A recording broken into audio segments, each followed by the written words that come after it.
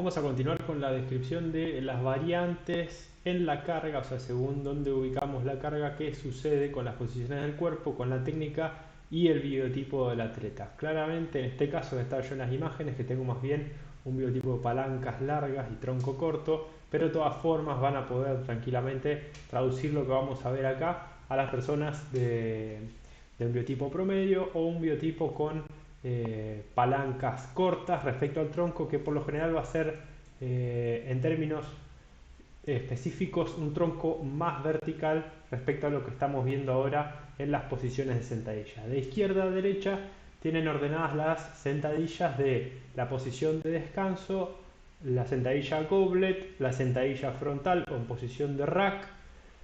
la sentadilla posterior con barra alta, la sentadilla posterior con barra baja y la sentadilla overhead o la sentadilla de arranque. Lo importante sería que las personas tengan la posibilidad de utilizar cada una de estas variantes de sentadilla independientemente del peso que les permita levantar una u otra variante, porque después para la diversidad de entrenamientos va a ser bueno que la persona pueda utilizar la carga cambiando la posición, o sea, donde ubica la carga durante el ejercicio, porque de esto va a depender a dónde nosotros queremos distribuir el peso, si va a ser más a las caderas, más a las rodillas, etc. Como ya describimos en la sentadilla de descanso a la izquierda, tenemos un tono de descarga, la columna tiende a la flexión y las caderas, rodillas y tobillos descansan en su flexión máxima. Esta no es una posición que sea buena para soportar cargas, porque como ya dije, la columna tiene una tendencia a la flexión y lo probable es que con una columna en tendencia a la flexión las vértebras presionen los discos intervertebrales hacia posterior, y esto puede producir a mediano o largo plazo una hernia, una protrusión o alguna otra discopatía. En la imagen que sigue, en la sentadilla goblet, que pueden ver acá, vamos a sostener la carga por delante del cuerpo y yo estoy usando en ese caso una kettlebell de 8 kilos. Es un buen peso, el 10% del peso del cuerpo de la persona es un buen peso para hacer una sentadilla goblet. Lo que tiene bueno la kettlebell es que yo la puedo agarrar por los lados y voy a envolver los brazos de la kettlebell con mis manos. Esto va a hacer que el mango de la kettlebell tienda, cuando yo la cargue por delante, a pegar en el pecho. Entonces me va a estar, a través de ese contacto de la kettlebell con el pecho, me va a estar ubicando la carga en una posición óptima para realizar la sentadilla. Desde ahí lo que hago es bajar a la posición de sentadilla profunda, o sea, me dejo caer en la posición de flexión de los máxima de miembros inferiores, manteniendo el tronco alineado. Un detalle que vamos a ver después,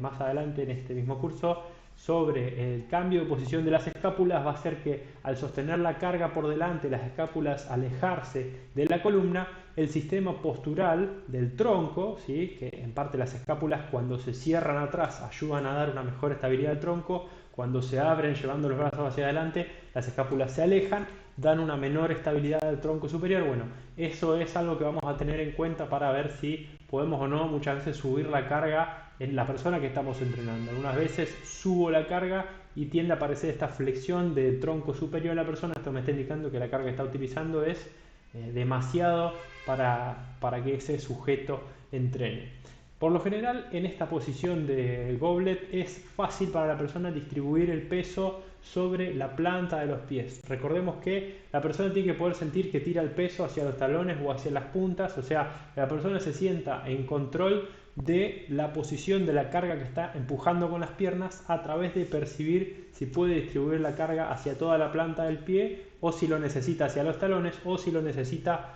hacia las puntas. Además de observar esto, les sugiero, lo mejor sería una vista lateral, la pelvis, el tronco y la cabeza. La idea sería que mantengan una alineación con la línea que dibuja la columna vertebral, ¿sí? Después, si le queda cómodo a la persona poner el peso un poquito más adelante, un poquito más atrás, no me va a cambiar mucho. Esto es un ajuste del peso que me permite la sentadilla goblet a través de modificar la posición de la carga levemente, pero es para que la persona tenga un buen apoyo en la planta de los pies, una buena alineación de rodillas, tobillos, rodillas y caderas, y una buena alineación de la columna. Si yo le doy a una persona la carga en una posición goblet y me mantiene la columna alineada y lleva una buena flexión profunda, se están cumpliendo los objetivos de trabajar este movimiento. En el ejercicio que sigue, en la sentadilla frontal, en la posición de rack, vamos a necesitar que el atleta tenga una mejor movilidad de las articulaciones que corresponden al tren superior, tanto de la zona torácica como de la cintura escapular, como de la articulación glenohumeral, y una buena elasticidad de todo lo que son la musculatura dorsal, pectoral, que van a tender a rotarme internamente el hombro y el tríceps y a descender la posición alta de los codos. Esta sentadilla tiene una técnica mucho más estricta que la goblet porque la barra debe ir apoyada en la parte anterior de los hombros, o sea, no puedo sostener la barra en el aire, la barra tiene que descansar sobre la parte anterior de los hombros, por delante de las clavículas y en la parte anterior del hombro, ¿sí? Sobre la musculatura del deltoides anterior es básicamente donde la barra va a descansar en la sentadilla frontal. Y se tiene que cumplir técnicamente en la posición lo mismo que observamos recién, que si bien mantengo esta posición de los codos elevados, la columna se mantenga en línea y se guarde una relación de cabeza, tronco y pelvis alineada y se deja caer la persona en la posición de sentadilla profunda. De acá es importante, como dije también antes, que la persona pueda distribuir la carga hacia las puntas o los talones en la planta del pie, porque esto va a darle la percepción a la persona de que puede dominar el movimiento y a necesidad poner el peso un poco más sobre la cadena posterior en el caso de los talones o un poco más sobre la cadena anterior en el caso de llevar el peso a las puntas de los pies. Esto le va a dar a la persona una mayor predominancia de función en las rodillas o una mayor predominancia de función en las caderas, involucrando obviamente los grupos musculares que estas articulaciones tienen su accionar. En la sentadilla posterior vamos a hacer, fíjense, el cambio de posición que se efectúa entre la sentadilla anterior y la posición de rack y la sentadilla posterior con barra alta, que el tronco ya tiende a cambiar con una inclinación todavía mayor al frente. Esto es porque la carga que representa la barra, ya sea que tenga discos o no, va a, además de porque pongo la barra por detrás, al tener peso por detrás del cuerpo, necesariamente y sobre todo mientras el sujeto tenga palancas fémures más largos, es más necesario que el tronco se tire hacia adelante. Algunas personas que tienen fémures muy largos o tienen muy poca movilidad de cadera y muy poca movilidad de tobillos, no pueden hacer una sentadilla posterior con barra alta, necesitan hacer una sentadilla posterior con barra baja. Esta tendencia a inclinar el tronco hacia adelante lo que va a hacer es que la carga que representa, como dije, la barra o los kilos que tenga, quede sobre la plataforma que representan la planta de los pies. Siempre esta relación de carga, que en la goblet sería todo el tronco y la kettlebell, en la posición de sentadilla frontal sería la barra y el tronco, en la sentadilla posterior sería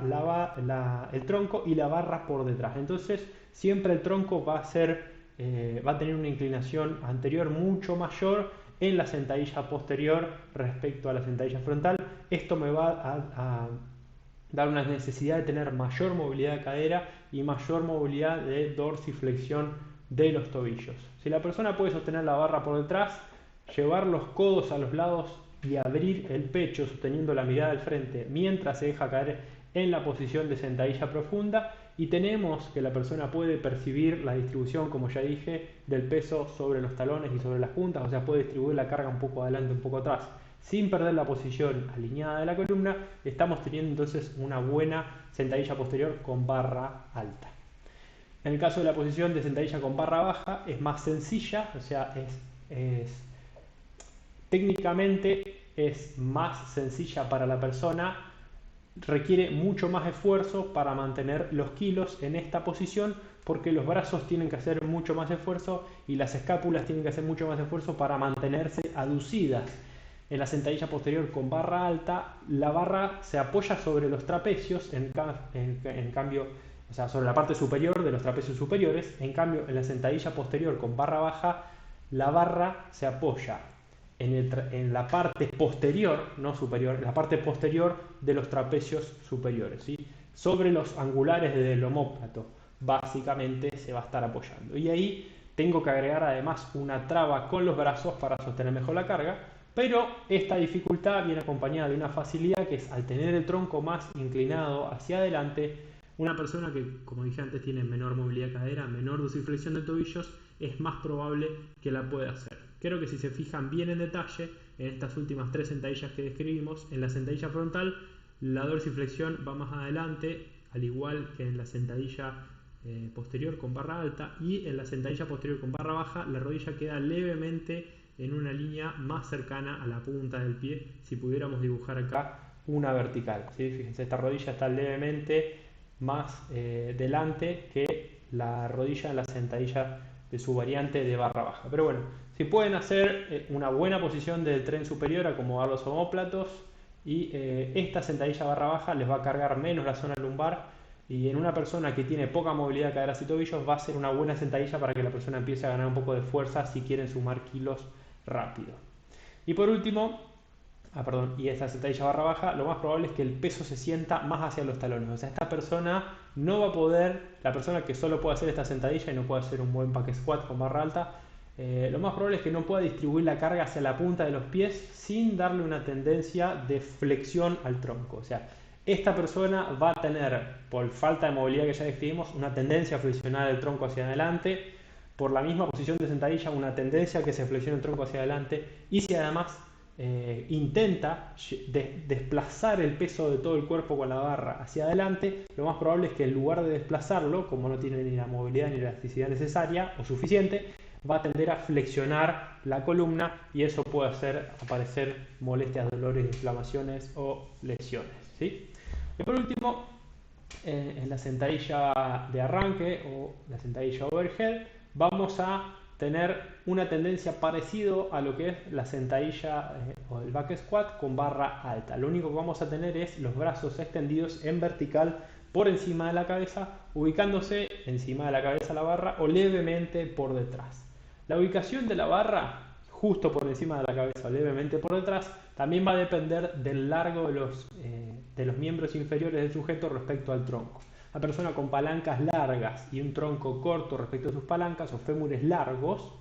fémures largos más que nada, fémures largos respecto al tronco, va a tener siempre una mayor tendencia a la inclinación anterior en cualquier tipo de sentadilla que utilice. Una persona con fémures cortos respecto al tronco va a tener una menor inclinación anterior del mismo, por ende la barra va a ser más fácil que quede ubicada sobre la cabeza en vertical y que no pase hacia atrás. Factores que van a determinar que suceda esto así o no: la movilidad del tórax, la movilidad de la columna dorsal, la movilidad de las escápulas y la movilidad glenohumeral, o sea del hombro propiamente dicho, la elasticidad de la musculatura dorsal, pectoral, tríceps, los rotadores internos, y una buena activación de toda la musculatura estabilizadora escapular me va a dar una mejor posibilidad de sostener una buena posición overhead.